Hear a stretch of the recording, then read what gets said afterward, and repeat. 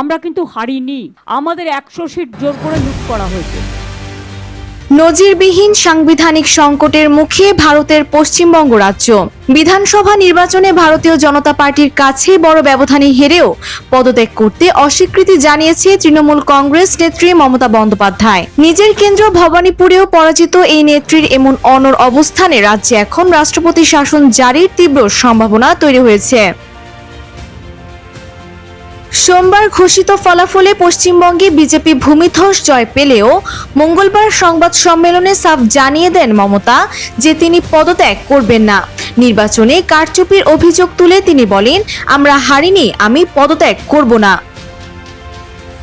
মমতার এই সিদ্ধান্তকে ভারতের ইতিহাসে এক বিরল ঘটনা বলে উল্লেখ করেছেন দেশটির সাবেক প্রধান নির্বাচন কমিশনার SY কোরাইশি। তিনি জানান, সংবিধানে কোনো মুখ্যমন্ত্রীর পদ ছাড়তে অস্বীকৃতি জানানোর সরাসরি নিয়ম না থাকলেও বিধানসভার আস্থা ছাড়া কেউ এই পদে থাকতে পারবেন না। এবারের নির্বাচনে বিজেপি 260টি আসন পেয়ে একক সংখ্যাগরিষ্ঠতা অর্জন করেছে, যেখানে তৃণমূল থমকে গেছে মাত্র 80 আসনেই। আইন বিশেষজ্ঞদের মতে একই সঙ্গে দুজন মুখ্যমন্ত্রী পদে থাকার কোনো সুযোগ নেই। তাই আগামী শনিবার নতুন বিজেপি সরকার শপথ গ্রহণের আগে রাজ্যপাল সংবিধানের 356 ধারা অনুযায়ী মাত্র 1 বা 2 দিনের জন্য হলেও রাজ্যে রাষ্ট্রপতি শাসন জারির সুপারিশ করতে পারেন।